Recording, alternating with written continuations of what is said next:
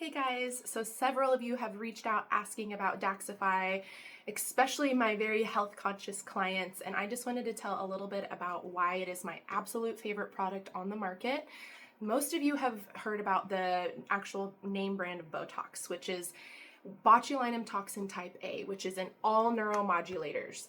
The biggest problem that I see in most med spas is they're not explaining to you what is going on inside those different vials and what they're actually being stabilized with.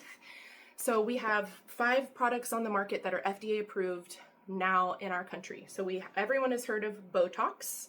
Everyone has heard of Dysport. If you're one of my clients, you've heard about Xeomin, and some people have heard about Jeuveau.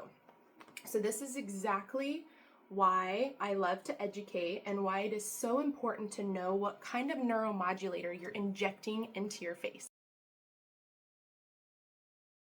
So my 2 personal favorites are Xeomin and Daxxify because they are the 2 cleanest neuromodulators on the market. And what I mean by clean is what is being added to this botulinum toxin type A to stabilize it and preserve it.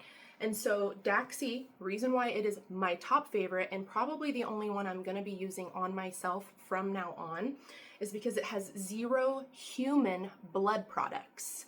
What has been going on over the past 5 years that you may or may not want strangers' human blood products injected into your face? There's a lot of education out there that most med spas aren't talking about, and this is why it's so important to give true informed consent. So this is why education and full transparency is so important, not only as an owner or a provider or an injector, but also to my consumers. This is education for everyone. So when you're having your clients come in every 3-4 months for their Botox or wrinkle relaxer, everybody calls it Botox, but most of us don't even use Botox. That's just what we use because that's what people know it as. They're coming in every 3-4 months. Okay, and so every 3-4 months you're injecting questionable human blood products in their face, and you wonder why they're having these massive immune responses.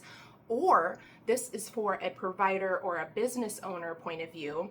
Over time, they build resistance to the botulinum toxin molecule based on what it is being preserved with and the accessory proteins that may or may not be in that vial. So from an owner's standpoint, why wouldn't we want to be using the cleanest products?